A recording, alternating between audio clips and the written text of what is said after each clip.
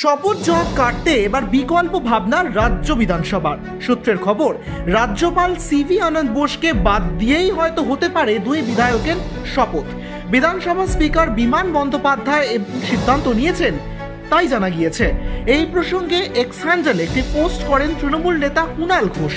Speaker সাংবাদিক বৈঠক করে শপথ জট নিয়ে মুখ খুলতে পারেন বলেই উল্লেখ করেছেন তিনি। একই সঙ্গে গত 4 জুন লোকসভার পাশাপাশি রাজ্যের দুই বিধানসভা কেন্দ্রের উপনির্বাচনের ফলাফল প্রকাশ হয়েছে।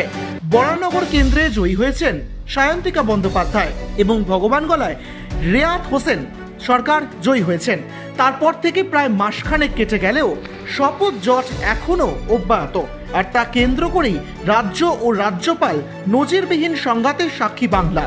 রাজভবনের তরফে সায়ন্তিকা এবং রেয়াতকে চিঠি পাঠানো হয়েছে বলেই জানা গিয়েছে। একই সঙ্গে সেই চিঠিতে দুই বিধায়কের বিরুদ্ধেও রাজভবনের তরফে শাস্তিমূলক পদক্ষেপের কথা উল্লেখ করা হয়েছে, যদিও রেয়াত সেই চিঠি পাননি বলে জানিয়েছেন। রাজভবনে গিয়ে শপথ বাক্য পাঠে আপত্তি জানিয়েছেন সায়ন্তিকা। পরিবর্তে রাজ্য বিধানসভায় শপথ গ্রহণের আবেদন জানিয়ে একের পর এক চিঠি পাঠান সদ্যজয়ী তারকা বিধায়ক। বারবার রাজ্যপালকে রাজভবনে এসে শপথ বাক্য পাঠ করানোর অনুরোধ করেছেন স্পিকার বিমান বন্দ্যোপাধ্যায়।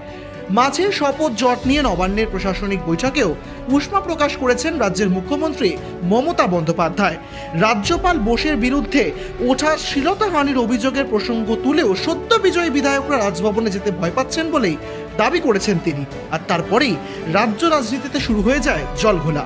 সূত্রের খবর, রাজ্যপালকে বাদ দিয়েই হতে পারে শপথ বাক্য পাঠ, এমন কি ভাবনা চিন্তা করেছেন স্পিকার বিমান বন্দ্যোপাধ্যায় নিজেই বলে জানা গিয়েছে। ক্যালকলিং টিভি।